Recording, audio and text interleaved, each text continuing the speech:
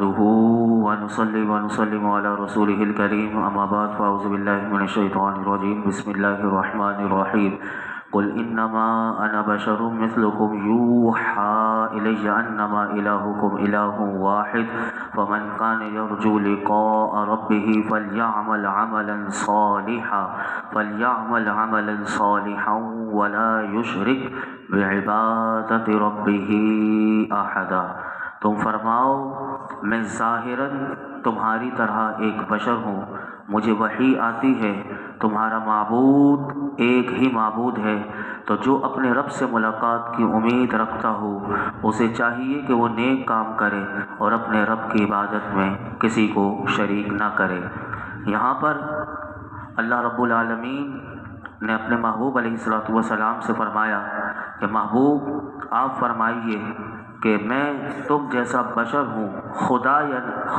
یا خدا کا بیٹا نہیں، کیونکہ نبی پاک صلی اللہ علیہ وسلم کی جو عظمتیں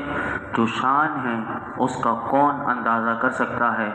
یہاں اس غلو کو روکنے کے لیے اس کو یہ تعلیم اللہ رب العالمین نے اپنے محبوب کو دی تاکہ آپ کی امت آپ کی شان آپ کے فضائل کو سن کر کہیں آپ کو خدا نہ بنا دے یا خدا کا بیٹا نہ بنا دے۔ صدر الافاضل مفتی نعیم مراد آبادی رحمۃ اللہ علیہ فرماتے ہیں کہ صورت خاصہ میں بھی میرے آقا علیہ السلام کا مثل کوئی نہیں۔ اللہ رب العالمین نے آپ کو حسن و صورت میں بھی سب سے اعلیٰ اور بالا کیا، اور حقیقت اور روح و باطن کے اعتبار سے تو یاد رکھیے گا کہ تمام انبیاء علیہم السلام اوصاف بشر سے اعلیٰ ہیں۔ یہاں پر نبی اکرم صلی اللہ علیہ وسلم کو جو بشر کہا گیا، اس بشر کہنے سے متعلق تین باتیں ہمیں ہمیشہ یاد رکھنی چاہیے۔ پہلی بات یہ کہ کسی کو بھی یہ جائز نہیں کہ نبی اکرم صلی اللہ علیہ وسلم کو وہ اپنے جیسا بشر کہے، یہ کسی کے لیے جائز نہیں، کیونکہ جو کلمات عزت اور عظمت والے اصحاب جو ہیں وہ عاجزی کے طور پر اگر وہ فرماتے ہیں تو انہیں کہنا دوسروں کے لیے روا نہیں ہوتا۔ علامہ شیخ عبدالحق محدث دہلوی رحمۃ اللہ علیہ فرماتے ہیں کہ یہاں واضح رہنا چاہیے کہ یہاں ایک ادب اور قاعدہ ہے کہ بعض اصفیاء جن کو اللہ چن لیتا ہے، فرمایا اہل تحقیق نے یہ بیان کیا ہے کہ اسے جان لینا چاہیے اور اس پر عمل پیرا ہونا یہ مشکلات سے نکلنے کا حل ہے اور انسان کے سلامت رہنے کا یہ سبب ہے۔ وہ فرماتے ہیں کہ کسی مقام پر قرآن میں تم یہ پڑھو کہ اللہ رب العالمین کی طرف سے کوئی عتاب، کوئی روب، کوئی دبدبہ، کوئی کسی دبدبے کا اظہار ہو رہا ہے، کہیں بے نیازی کا وقوع ہو رہا ہے۔ مثلاً کہ آپ قرآن میں پڑھیں گے کہ اللہ رب العالمین اپنے محبوب سے ڈائریکٹ بات کر رہا ہے کہ آپ ہدایت نہیں دے سکتے، آپ کے اعمال ختم ہو جائیں گے، آپ کے لیے کوئی شے نہیں، آپ حیات دنیاوی کی زینت چاہتے ہیں، اور اسی کی مثل دیگر مقامات پر یا کسی جگہ نبی کی طرف سے عبدیت، انکساری، محتاجی، عاجزی، مسکینی کا ذکر آئے کہ جیسے کہ قرآن میں آپ نے ابھی پڑھا، ابھی سنا کہ میں تمہاری طرح بشر ہوں، اسی طرح حضور کی احادیث مبارکہ میں آپ سنیں گے کہ مجھے اس طرح غصہ آتا ہے کہ جیسے عبد کو آتا ہے، اور یہ بھی آپ پڑھیں گے کہ میں نہیں جانتا کہ اس دیوار کے ادھر کیا ہے، میں نہیں جانتا کہ میرے ساتھ اور تمہارے ساتھ کیا کیا جائے گا۔ اور اس کی مثل شاہ عبدالحق محدث دہلوی رحمۃ اللہ علیہ فرماتے ہیں کہ یہ ساری باتیں تمہیں پتہ چلیں گی، لیکن ہمارے لیے کیا، یہ حضور فرما رہے ہیں یا اللہ حضور سے فرما رہا ہے؟ فرماتے ہیں کہ ہم امتیوں اور غلاموں کے لیے یہ جائز نہیں کہ ان معاملات میں مداخلت کریں، کہ جو اللہ نے اپنے محبوب سے فرمایا یا حضور خود اپنی عاجزی کے طور پر فرمایا کہ اس میں اشتراک کریں، اسے کھیل بنائیں، بلکہ ہمارے لیے ادب یہ ہے کہ اگر ایسی باتیں ہم احادیث میں پڑھیں یا قرآن میں سنیں یا پڑھیں تو فرمایا اس وقت خاموشی، سکوت اور توقف کرنا، ٹھہر جانا لازم ہے، اور فرمایا کہ مالک کا حق ہے، یعنی اللہ مالک ہے، اپنے حبیب کا بھی مالک ہے، ہم سب کا بھی مالک ہے۔ فرمایا کہ مالک کا حق ہے کہ وہ اپنے بندے سے جو چاہے فرمائے، اس پر اپنی غلبہ اور بلندی کا اظہار کرے، اور بندے کا بھی یہ حق ہے، یعنی حضور کا بھی یہ حق ہے، اگر حضور چاہیں تو اللہ کے سامنے اپنی بندگی اور عاجزی کا اظہار کریں۔ فرماتے ہیں شاہ عبد الحق محدث دہلوی کہ دوسرے کی کیا مجال کہ وہ اس میں دخل اندازی کرے اور حد ادب سے باہر نکلنے کی کوشش کرے، اور اس مقام پر فرماتے بہت سے جاہل اور کمزور لوگ، یہ کمزور لوگ، آپ نے کتنا پیارا جملہ کہا کہ ایک تو وہ جاہل ہوتے ہیں اور کمزور ہوتے ہیں، فرمایا ان کے پاؤں پھسل جاتے ہیں کہ جس کی وجہ سے وہ تباہ و برباد ہو جاتے ہیں۔ اللہ تعالیٰ محفوظ رکھنے والا اور مدد کرنے والا ہے۔ ایسے عقیدے باقاعدہ پڑھائے جاتے ہیں کہ جس کا نام محمد اور علی ہو وہ کسی چیز کا اختیار نہیں رکھتے، اور انہیں کیا پتا کہ دیوار کے پیچھے کیا ہے۔ انہیں تو جس طرح حضرت عائشہ صدیقہ رضی اللہ تعالیٰ عنہ کی وہ باتیں لے کر اگر حضور کو پتہ ہوتا کہ اونٹ کے نیچے ہار تھا تو اتنے دن حضور نے انتظار کیوں فرمایا؟ ہماری ماں پر جو بہتان لگا تھا حضور نے اتنے دن انتظار کیوں فرمایا؟ اگر پتہ ہوتا تو وہ ساری حکمتیں بھی علماء نے لکھی کہ وہ تیمم کا حکم بھی آنا تھا، لوگوں کو پتہ بھی چلنا تھا، منافقوں کا بھی پتہ چلنا تھا۔ آج کے دور میں بھی جتنے منافق ہیں وہ بھی کھل کر یہی باتیں جب یہ پڑھتے ہیں تو کیونکہ انہوں نے سمجھا نہیں ہوتا، بڑوں کو پڑھا نہیں ہوتا، بڑوں سے ادب سیکھا نہیں ہوتا، اس لیے ان کی زبانوں سے بھی ایسے نبی کے بارے میں توہین آمیز کلمات نکلتے ہیں، اور وہ بھی کمزور اور جاہل لوگ ہوتے ہیں۔ تو ایسے کمزور اور جاہل لوگوں سے ہمیں بھی بچنا چاہیے اور اپنی نسلوں کو بھی بچانا چاہیے۔ دوسری بات جو ہمیں یاد رکھنی چاہیے،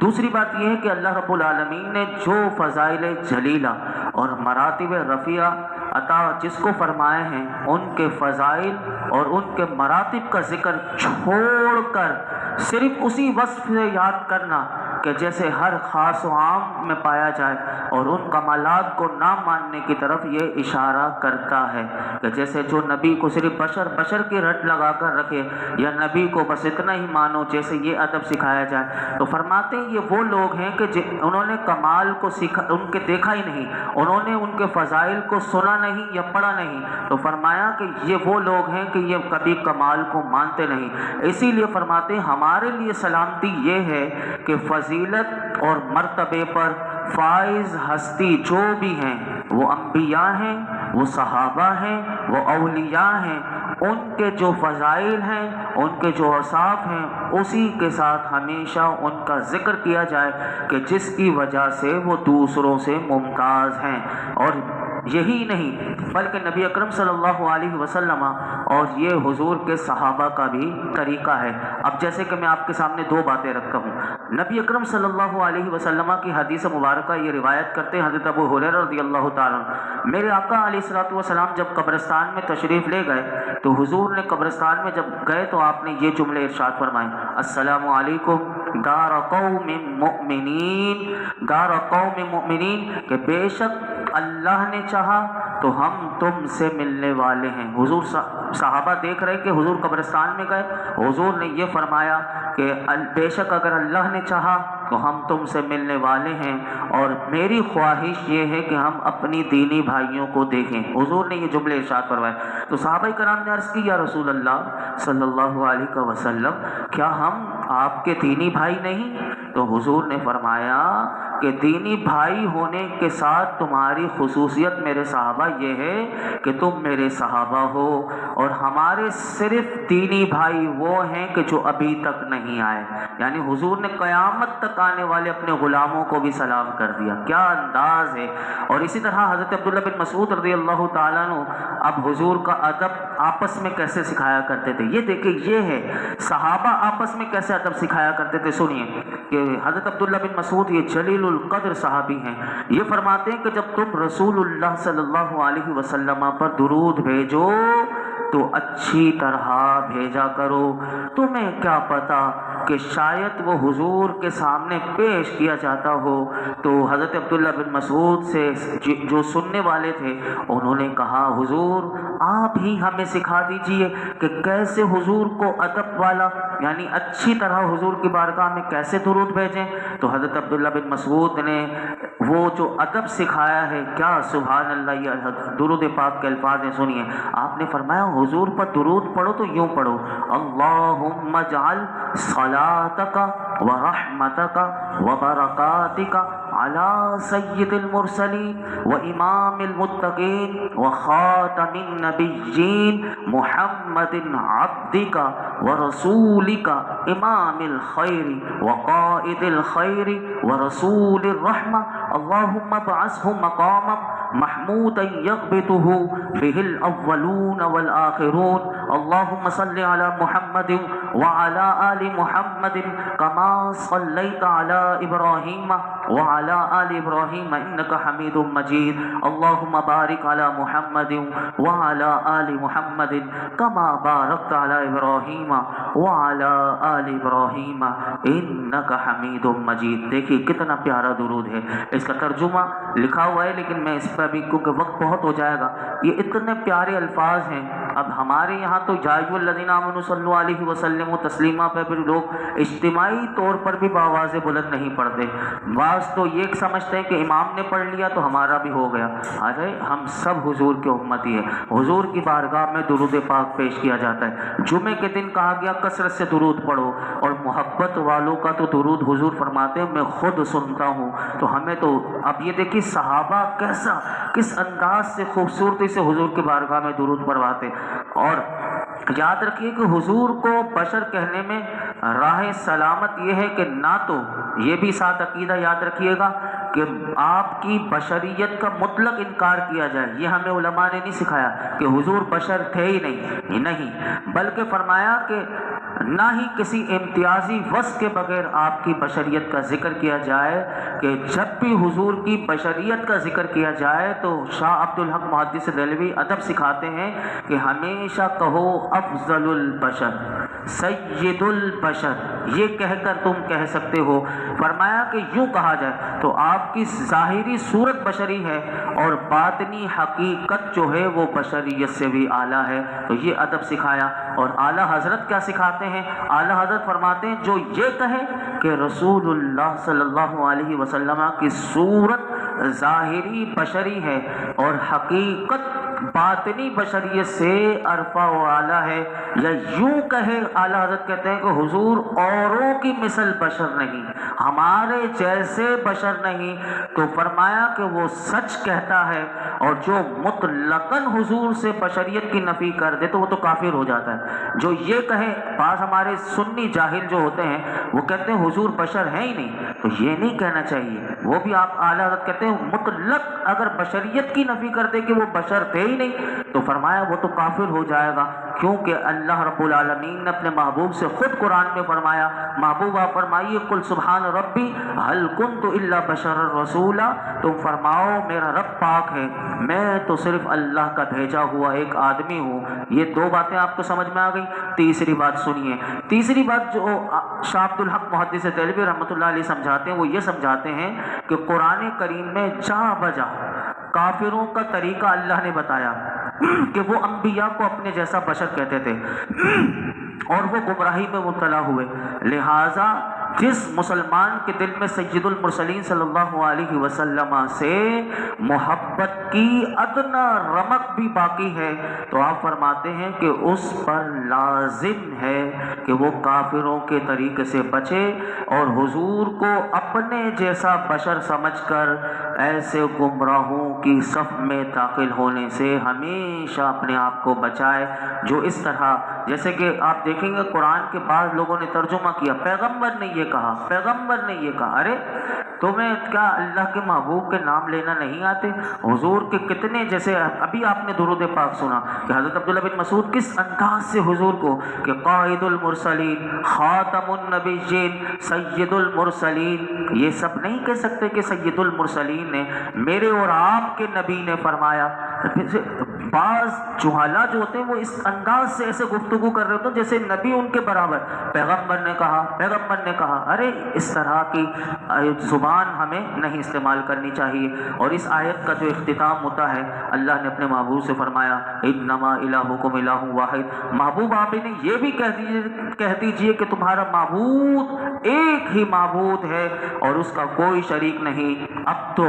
سنو آخری بات کہ جو اپنے رب سے ملاقات کی امید رکھتا ہو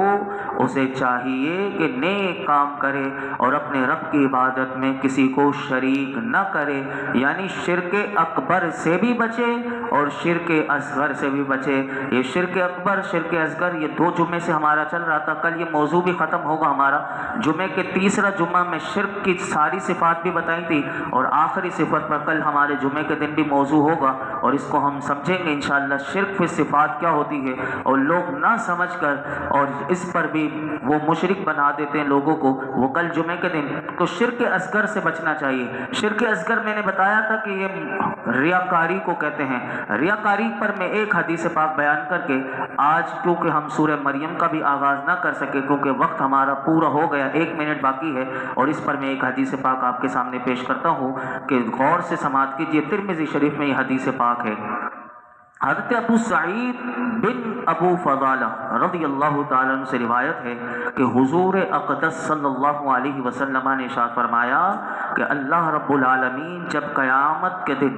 جس میں کوئی شک و شبہ نہیں لوگوں کو جمع فرمائے گا تو ایک پکارنے والا پکارے گا کہ جس نے کسی ایسے عمل میں جو اس نے اللہ کے لیے کیا تھا کسی کو شریک ٹھہرایا تو اسے اس کا ثواب اسی غیر خدا سے طلب کرنا چاہیے، کیونکہ اللہ تمام شریکوں سے بے نیاز ہے۔ اور ایسے ریاکاروں کو اللہ جہنم میں کہاں ڈالے گا کہ جن کی ساری دنیا کی نیکیاں لوگوں کو دکھانے کے لیے، جیسے کہ سیلفیاں بنوا کر کسی غریب کی بھی مدد کر کے، کہ جب تک کسی کو سنا نہ دے تو ہمارے دلوں کو چین نہیں ملتا، ان کو اللہ رب العالمین کس میں ڈالے گا اس کو میں آپ کے سامنے بیان کر دوں کہ حضرت ابو ہریرہ رضی اللہ تعالیٰ عنہ سے روایت ہے کہ رسول اللہ صلی اللہ علیہ وسلم نے ارشاد فرمایا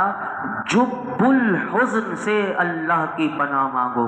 اب صحابہ نے پوچھا یا رسول اللہ یہ جب الحزن کیا ہے کہ اس سے پناہ مانگنا ہے؟ تو میرے آقا نے فرمایا یہ جہنم کی ایک وادی ہے کہ جس سے جہنم بھی روزانہ 100 مرتبہ پناہ مانگتی ہے۔ تو ہم نے عرض کی، صحابہ کہتے ہیں ہم نے عرض کی اس میں کون لوگ داخل ہوں گے؟ فرمایا اس میں وہ لوگ داخل ہوں گے وہ قاری، یہ قاری قرآن کا قاری نہیں، اس میں سارے آ جاتے ہیں، قرآن کا قاری بھی آ جائے گا اور سارے، فرمایا کہ جو اپنے اعمال لوگوں کو دکھانے کے لیے کرتے ہیں، کیونکہ زبان سے بتانے کے لیے کہ ہم نے کیا یہ اس لیے اللہ رب العالمین ہم سب کو ہر قسم کے اعمال اخلاص کے ساتھ اپنی رضا کے لیے کرنے کی توفیق عطا فرمائے۔ الحمدللہ رب العالمین والصلاة والسلام علی سید الانبیاء والمرسلین وعلی آلہ واصحابہ اجمعین۔ اللہ پاک جو کچھ ہم نے سنا اس میں کوئی غلطی کوتاہی معاف فرما۔ سورہ کہف کا پورا 15 دن میں درس دینا میرے مولا اپنی بارگاہ میں قبول فرما۔ اس پورے درس میں 15 دن میں کوئی غلطی کوتاہی معاف فرما۔ سورہ کہف کو اپنی بارگاہ میں قبول فرما۔ سورہ کہف کے ایک ایک حرف کا نور عطا فرما۔ مولا کریم ہمیں قرآن حکیم میں مزید غور و فکر کی توفیق عطا فرما۔ یا اللہ قرآن حکیم کا سورہ کہف کا آخری پیغام یہ ہے کہ جو اللہ کو ایک معبود مانتا ہے تو وہ نیک اعمال، جو اس سے ملاقات کا شوق رکھتا ہے، یقین رکھتا ہے، اسے چاہیے کہ وہ نیک اعمال کرے۔ میرے مولا ہمیں کثرت سے نیک اعمال کی توفیق عطا فرما، توفیق عطا فرما، گناہوں سے بچنے کی طاقت اور توفیق عطا فرما۔ یا اللہ تو ہم سے راضی ہو جا، اللہ تو ہم سے راضی ہو جا، ہماری بے حساب مغفرت فرما، ہمارے والدین کی مغفرت فرما، میرے آقا کی تمام امت کی مغفرت فرما۔ اس درس قرآن میں جتنے حاضرین موجود ہیں اللہ جس کے دل میں جو مراد ہو اس پر اپنی رحمت کی نظر فرما۔ وصلی اللہ تعالی علی خیر خلق محمد وعلی آلہ وصحبہ اجمعین۔